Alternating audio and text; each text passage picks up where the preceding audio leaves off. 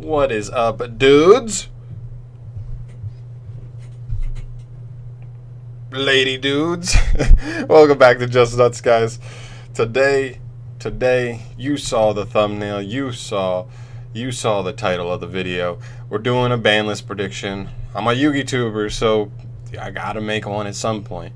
And we're also exactly 1 week away from when the banlist is liable to drop. Konami said no sooner than November 20th we could get it, so next Tuesday will be the first day that we are eligible for Konami to finally drop it, so we'll see about that.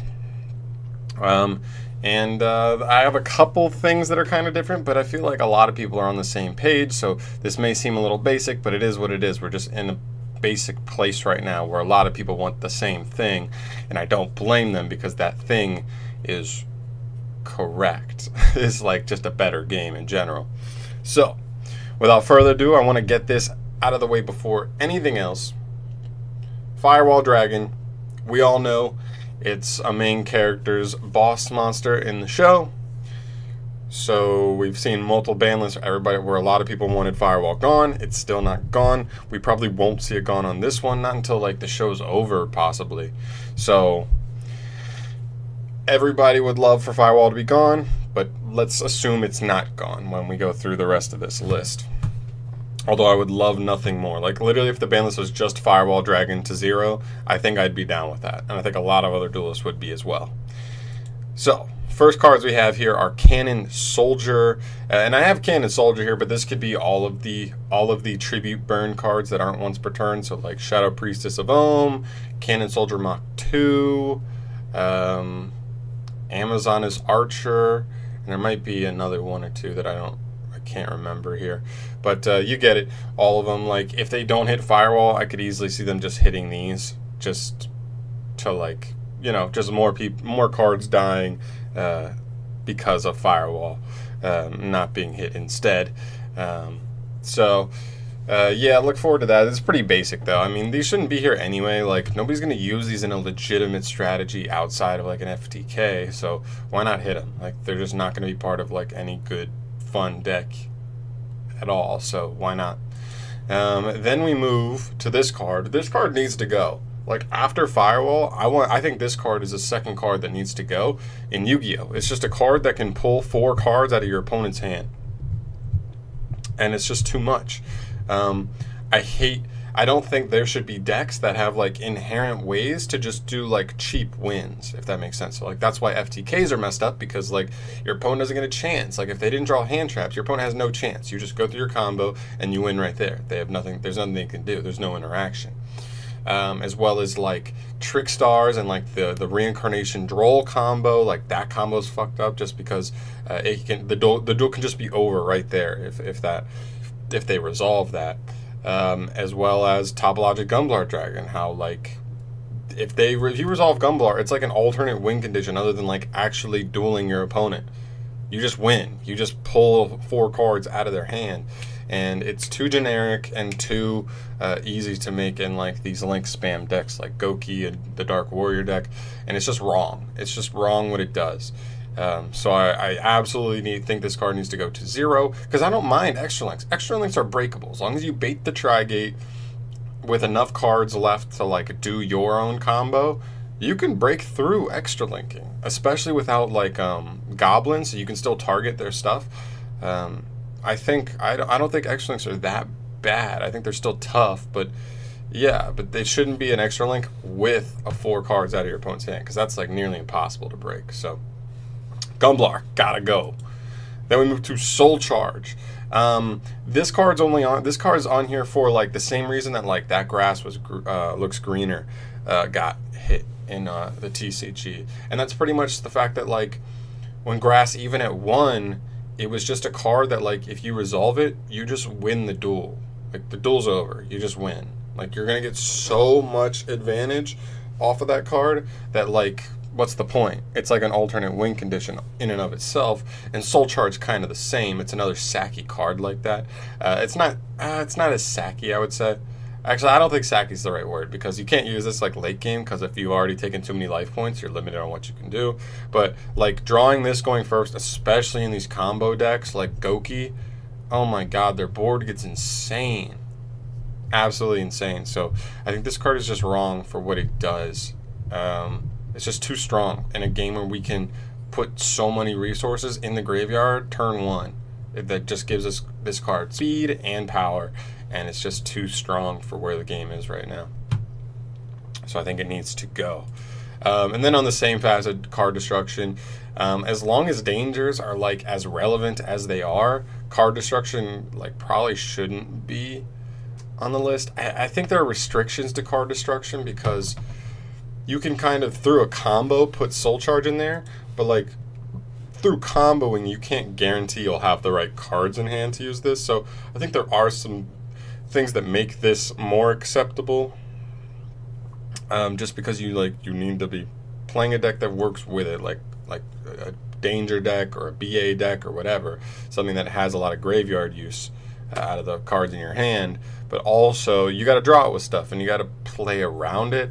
I think card destruction is better than Soul Charge, but I still think it's kind of like an unfair card in certain situations where you, like if you're playing BA, like you discard your hand, you send like a Fiendish Rhino Warrior, like a Skarm or whatever, like a Mally, and like a Snow, and you're just like, you plus so much because you're also going to draw 4 cards back, and get all the resources, like get all the advantage you generated by sending them. So like it's just so much you can get from this one card. So kind of unfair. Like the ceiling's just so high, although it does have some consistency issues, but I still think it should probably go overall.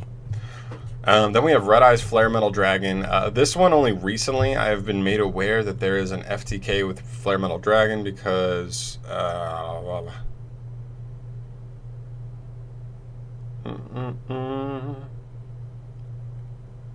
okay, so this card pretty much, I think what it does is so it's like you go first and you give your opponent Ibly, and that triggers Flare Metal Dragon to just burn your opponent. I don't know exactly how this works. I just know there's an FTK with this card. It burns infinitely. It's a non-once per turn like burn effect, and that's just not how it's done in Yu-Gi-Oh! Nowadays. So even though this card is cool, and I think it's a cool Red Eyes card, I think it should go if there's like any possibility of like this card, of this like FTK version replacing the one that we have now. So why not hit it now? We hit Samsara Lotus early, so why not hit Red Eyes Flare Metal Dragon? So then I have like a theory, not like a theory, but it's just kind of what I want. I would love it if like all the toppest tier decks got like mini hits. I still like them all. I actually kind of like all the decks in the meta right now. I don't like particularly hate any of them. Like I hate Goki's and Dark Warrior when they use Gumblar, but if they hit Gumblar, then I'm fine with them. Like I'm fine with the Extra Link. I just don't like Gumblar. It's too, you just win. So what I think would be cool is if all of them got like mini hits to bring them down a little bit. They're still going to be the best decks, but it gives a little bit more room. It's like the ceiling comes down a little bit, so those other decks like Noble Knights, which just got the huge power buff, which like Black Wings, like all those like middle tier decks, like they're here, but the ceiling was up here. But if we lower it a little bit, then we're just like a little bit closer, and those decks that were like on that like tier 3, tier 2 level can like creep up a little bit to these tier 1 decks. So I think that would be a really cool thing to happen. One would be Sky Strikers, obviously. I don't think like you can't do anything crazy here. Maybe hit like Engage to 2, like just to do a little tiny consistency hit. I think Engage to 1 could like be close to killing the deck. Just like consistency would drop so much because it's the best card in the entire deck. But maybe 2. I think 2 could maybe be good. That good middle ground. Then for like the Dark Warrior, Gokis, and Burning Abyss, I think Malicious to 2 or 1. If they just want to completely erase Malicious, you can put it at 1, or you can put it at 2, and it's still like an okay card. But it's like it's nowhere near as good as getting like the 2 free monsters for it. So I think Malicious needs to go. I think Armageddon Knight and Dark Grepher don't deserve to be hit. I don't think they're only as powerful as what they can send, and Malicious is what makes them so powerful. Malicious is the reason that like it makes them a free I sold, like a one card I sold, and that's kind of the problem. So I think Malicious going to 2 is probably the best. I think that makes him like an okay card, but not come so bad it's unplayable, but not so good it's broken. So I think that's a good middle ground, putting Malicious to 2 and also getting that hit to those 3 decks I just named. Then we have Altergeist. Nothing crazy here. Maybe just do what they did in the OCG and just put Multifaker to 2. Multifaker is by far like the most broken card in this entire deck. Just the amount of pluses you can get off this card is pretty crazy. Gives you so much grindability and stun capability in this deck. So I would put Multifaker to 2, just a little consistency hit. I think Multifaker to 1 is like too brutal. Like that may make the deck like hard to play if he goes to 1. So I think 2 is solid. Dangers, I'm not even sure what to do about dangers. Like I made the video on my channel where I said like, even if dangers are a huge problem, like what do you do? Because there's so many of them and they already have that broken first effect. And then after that, like the second effects are like a few of them have the better ones, right? So like Nessie, Jackalope, Tsuchinoko have like the good second effects. The other ones are like not bad. They're just like okay compared to these. So that either way you get advantage with them. So I don't know what you do. Like maybe you limit the best ones. I mean, you just put like Nessie, Jackalope, and Tsuchinoko all at 1 or something. I don't know what to do, but I feel like at some point we may just see a meta where like literally every deck just plays like a small engine of like whatever the deck they're playing, and then just like all the rest of the monsters are just dangers to fill in the cracks because they're just free special summons out the butthole. So I don't know what to do with these, but I feel like at some point we're definitely going to have to address it. I think this FTK format has already given us insight on like what we could see of just the dangers taking over, especially with new support coming for them. So we'll see. I don't really know exactly what to do, but at some point we're going to need to do something.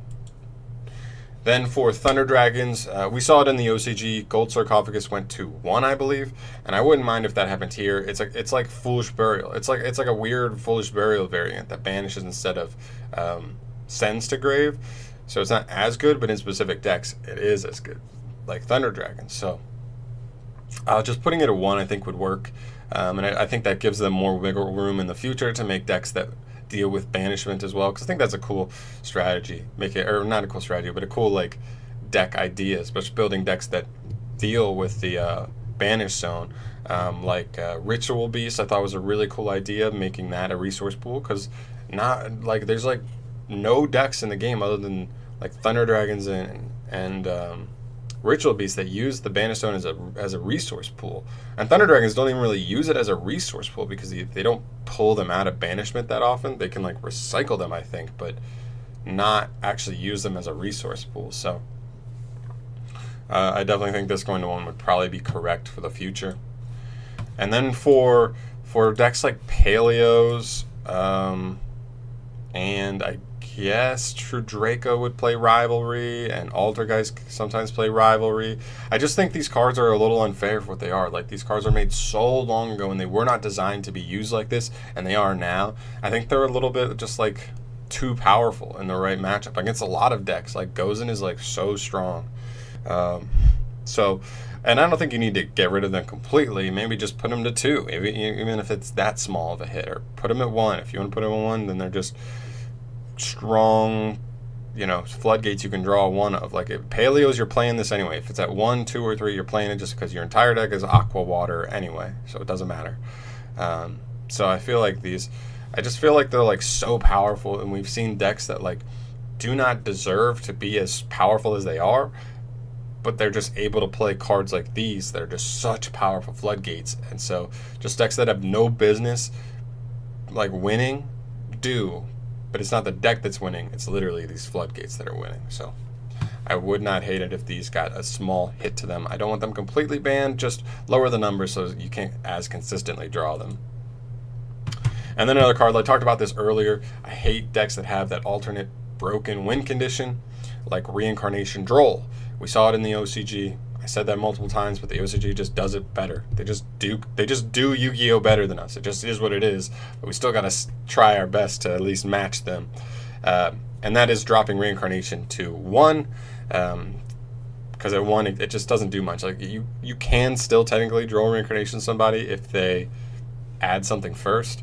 But I think 1 is just way fair. I think it's like Reincarnation is such a powerful card. It's not once per turn. Like you can use its special summon effect like the turn it's sent to grave. So it's like still a solid extender and a decent like stun card turn 1. But I don't know. I would like it to 1, especially if we're going to get Caribbean at some point. Like Trickstar players have been waiting for Caribbean. My friend Chris has been playing Trickstars for a year now. He cannot wait for Caribbean. I can't wait for it either, because when Caribbean comes out, I may play Trickstars as like a fun like going second link spam OTK variant, which sounds really fun to me. And I think this card just at 1 as an extender / mini stun card if you have to go first is pretty cool. And also just makes way for Caribbean. You know what I mean? It's like hit the deck a little, then give the deck a really cool support card. So that's how we're doing that. And then we move to like the last of everything. Well, I guess Instant Fusion kind of works here, hitting a couple of the decks here. I put this on here. I don't know. Like, I don't think Instant Fusion is an insanely broken card by itself. But we've seen multiple decks taking advantage of Instant Fusion. So we've seen Thunder Dragons with, like, Kaminari attack. We've seen, like, Dark Warrior and Goki take advantage of Instant Fusion to just get Warriors on board to make a Sold with, just a free special summon. Is there anything else? I feel like there are just other decks that play it too, just to like summon like Thousand Eyes Restrict going second, or just and just get a free monster anyway. I think this deck is kind of hurting the variation in creativity in deck building. So maybe if you drop this to 2 or 1, I feel like at 1 it's just not even worth playing unless you have like a lot of space in the extra deck, because like you're allocating 1 card in your main deck, so like you're not going to put cards in your extra deck just for 1 card in the main deck, you know. But maybe at 2, I think 2 could be cool, so that you can't play it at 3, and just like, and you can't just like clog your deck with this card, and then deck building becomes more creative because they're forced to use other interesting cards. But yeah, I don't know, just something I thought about, and I saw other people thinking about as well. I put Summon Sork on here because like Summon Sork's probably not getting hit on this next ban list. Like it's very unlikely it gets hit on this next ban list because we're getting the reprint. Europe is getting their first printing, so Europe is about to get this card legally available for the first time, and it just doesn't make sense, like you know, financially for Konami to ban this card yet. But look out for like the next ban list after this ban list. This card will be liable to get hit. It's a very degenerate card and letting you special from deck with almost no cost, pretty much. So look out for that. Not this ban list, but just keep an eye on it for the next one. Now I have Borel Sword in here. This is probably a pretty controversial one because I think a lot of people like Borel Sword and what it does, making their deck able to OTK when it otherwise could not. I just think it's like, we're seeing Borel Sword in a lot of extra decks. A lot of extra decks. So maybe getting rid of it is just like, it's making decks that like can't OTK as easy. It's just making it so easy to OTK. And maybe it's just too powerful in like allowing you to OTK like that. So I don't know. I just put it on here just as a thought. I'm not entirely sure that I agree with this, but like, I don't know. We're just seeing Borel Sword being like a consistent staple in like almost any deck that can like spam the board a little bit, and it just lets you win. It just wins pretty much. It wins games. So I don't know if it's too powerful or not, but it very well could be. There, Chaos Emperor Dragon Envoy the end. This is only on the basis that we just got the reprint announcement. That's it. I just want to throw on here. Woo! Reprint. Chaos Emperor Dragon is going to be illegal at some point. That's crazy to think about. Maxie. I don't feel too strongly about this card. I mean, I get it. It's an insanely powerful stun card, but maybe it's too powerful a stun card. I don't know. But a lot of people do feel strongly about this and really do want in here. This is more food for thought. If this came back, it should either come back at 3 or not at all. Like if it's here, it's here. So I don't know. You guys tell me what you think, because I don't really know what to do with this card. So powerful, so strong. Algenol Construct, just for the fact that I know a ton of people love Algenol Construct, and I could not care less. So why not give some people some happiness? Dragon Rulers. We recently saw one of the I believe this Dragon Ruler come off the ban list in the OCG, and it hasn't really done much. The only thing I'm reserved at going in on these is just because of the new Guard Dragon stuff that's coming out in Savage Strike, so I would watch out for that. That's like the only thing I'm reserved about. I don't think they're like super broken in today's game, but yeah, I think they're cool. They're Harpies Feather Duster. They have it in the OCG. It has not been a problem there, and I just think it's I don't know. I also play Harpies, and the trap card in Harpies searches Harpies Feather Duster, and you can actually search it in Harpies like fairly easily. So I don't know. I just think if we have Raigeki, why can't we have Feather Duster, like, to help mitigate the like heavy stun decks that are like obnoxious? So why not? And we have Pot of Avarice here. I've seen people talk about Pot of Avarice. I believe House of Champs made a video about why Avarice can just totally come back. And I get it, because now like the graveyard is like a resource pool. So like shuffling your monsters back in from your graveyard back into your deck is like bad nowadays. Not only that, but getting 5 into your graveyard, I think it's like an okay card. Some decks can obviously still play it, but some decks definitely can't, because if it's a deck that needs combo, so you need to play a ton of extenders, you need, like, this card's just going to hurt consistency if you open it and even being able to get 5 monsters in the graveyard to shuffle back. So this card, which like could have been another card to help you get your combo, is just kind of there, and it doesn't do anything unless you can actually get 5 monsters in the graveyard in the first place. So I think in some decks it's very good, in some decks it's not. I think it's just been power crept to this point, and I think can probably come off the list. And then some personal stuff. I really would love to see both of these come back. I don't know how abusable they'll be, because I know it's a soft once per turn on Dragonfly's effect and his specials from decks, so got to be careful there. And Hornet can definitely come back. 100% Hornet come to 3, no problems. And Dragonfly, I don't know, like I said, I don't know if other cards that are out in the game can abuse this card and make it broken. But I just love Inzectors, and I would love to be able to play them again. Speedroid Terra. In the OCG, Terra is at 2. I just wanted 2 as well. I think it's a really cool card, and I think the Speedroid little engine is very cool as well. And then my last little thing is, I never got to play Zodiacs when I actually got back into dueling.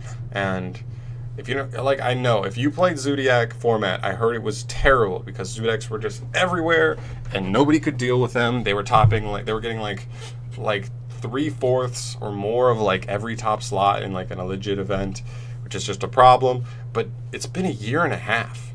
Plus, you don't have to bring everything back to 3. I mean, what if we just put like Drying at 1, Broad Bull at 1, and Wrap here to 2?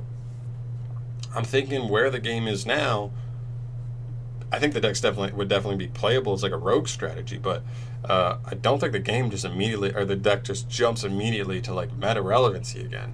So just something I wanted to do, and I'm sure some people would still be sour about this, but I never got to play Zodiacs, and I love the idea behind the strategy. I understand that like when a deck is that dominant, it's very obnoxious for all the players in that format to just only be playing that deck. So there's my thoughts on what should happen on the ban list. If all these things happened, if everything I listed here happened, I literally would cry, because I think like we'd be in a very good place as far as where Yu-Gi-Oh is. And yeah, guys, let me know what you think about this ban list prediction. I know it's a little long, but I get rambly, and I also put like everything. I even looked at all the limited cards, and saw what I wanted to pull off from there. And yeah, let me know what you guys think. Let me know if you agree, disagree, this and that. And yeah, subscribe if you have not already, because I'm trying to make this Yu-Gi-Oh YouTube thing a thing. So please do that, and enjoy the rest of your Tuesday, guys. Peace.